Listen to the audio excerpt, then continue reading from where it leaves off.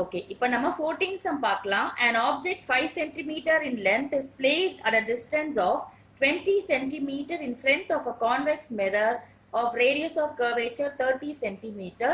Find the position of image, its nature and size. நமக்கு முன்னாடி வந்து lens sums பார்த்தோம். இப்போ வந்து mirror sums பார்க்குறோம்.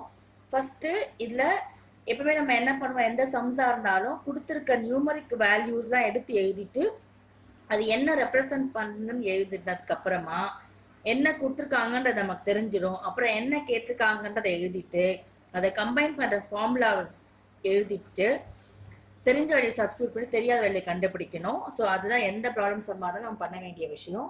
இப்போ வந்து 5 சென்டிமீட்டர் கொடுத்துருக்காங்க. ஸோ அதை எழுதிக்கலாம். 5 சென்டிமீட்டர் என்ன ரெப்ரசன்ட் பண்ணுது?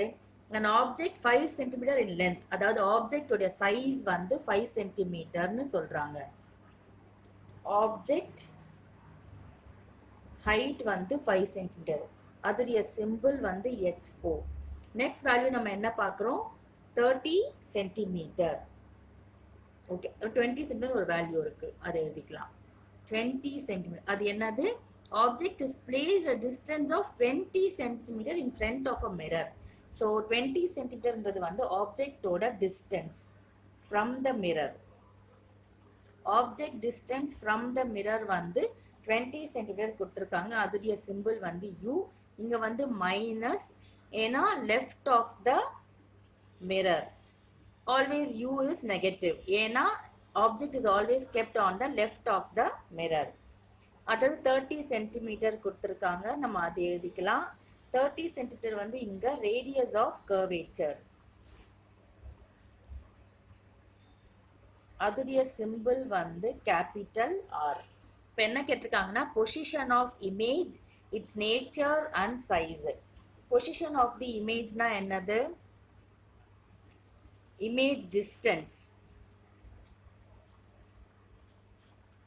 அதாவது V கண்டுபிடிக்கணும். Its nature and size, image size அதாவது இமேஜோட ஹைட். ஸோ HI கண்டுபிடிக்கணும். ஓகேங்களா? இப்போ ஃபர்ஸ்ட் V கண்டுபிடிக்கலாம். பட் நம்ம கிட்ட U மட்டும் தான் தெரியும், F ஓட வேல்யூ தெரியாது. அதுக்கு பதிலாக இங்க ரேடியஸ் ஆஃப் கர்வேச்சர் கொடுத்துருக்காங்க. ஸோ ரேடியஸ் ஆஃப் கர்வேச்சர் வந்து அதுல இருந்து நம்ம F வேல்யூ கண்டுபிடிச்சிட்டு அதுக்கப்புறம் மிரர் ஃபார்முலாவை F and U சப்ஸ்டியூட் பண்ணி V கண்டுபிடிக்க பார்க்கணும். ஓகே, நமக்கு தெரியும் focal length F equal to R by 2. R ஓட value 30 by 2, so 15 centimeter. so நம்ம R யூஸ் பண்ணி F ஓட வேல்யூ 15 சென்டிமீட்டர்னு கண்டுபிடிச்சிருக்கோம். ஸோ நமக்கு U and F இருக்கு. இப்போ வந்து மிரர் ஃபார்முலா யூஸ் பண்ணி V ஓட வேல்யூ கண்டுபிடிக்க ட்ரை பண்ணலாம். So mirror formula 1 by F equal to 1 by U plus 1 by V. Mirror ஃபார்முலால வந்து பிளஸ் வரும், லென்ஸ் ஃபார்முலாவா இருந்தா மைனஸ் வரும். இப்போ நம்ம V கண்டுபிடிக்கணும். So 1 by V is equal to 1 by F minus 1 by U. நான் வந்து ஃபார்முலாவை ரீஅரேஞ்ச் பண்ணி எழுதியிருக்கேன். இப்போ நம்ம வேல்யூ சப்ஸ்டியூட் பண்ணிடலாம். 1 by F நம்ம கண்டுபிடிச்சது 15 மைனஸ் 1 by U வந்து மைனஸ் 20. அப்போ 1 by 15 plus 1 by 20. நம்ம LCM கண்டுபிடிக்கலாம். ஸோ 5, 3, 4. ஸோ LCM வந்து 60 வந்திருக்கு. 15 வந்து 4 times, 4 into 1 4, 20 வந்து 3 times, 3 into 1 3, ஸோ 7 by 60. அதாவது 1 by V தான் 7 by 60. அப்போ V is equal to 60 by 7. 60 by 7. So 8s are 56, balance 4, 0 போட்டுக்கிறேன். ஸோ இங்கே வந்து பாயிண்ட்டு 5 times போகும் 35, பேலன்ஸ் வந்து 5, 0. So திருப்பியும் 7 7s are 49. So போயிட்டே இருக்கும். நம்ம வந்து 2 decimal place வரைக்கும் எடுத்துக்கலாம். So 8.57 centimeter. V is equal to plus 8.57 centimeter. அதாவது இதுதான் இமேஜோட பொசிஷன் ஆர் இமேஜோட டிஸ்டன்ஸ். V கண்டுபிடிச்சாச்சு. இப்போ நம்ம வந்து HI கண்டுபிடிக்கணும். ஸோ மேக்னிஃபிகேஷன் ஃபார்முலா யூஸ் பண்ணி HI கண்டுபிடிக்கலாம். M equal to HI by HO is equal to minus V by U. அப்போ HI is equal to minus V by U into H0. So minus V ஓட value என்ன?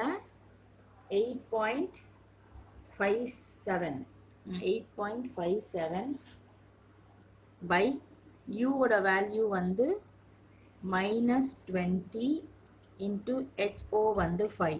So minus minus cancel ஆயிடும். இது வந்து 4 times. So 8.57 divided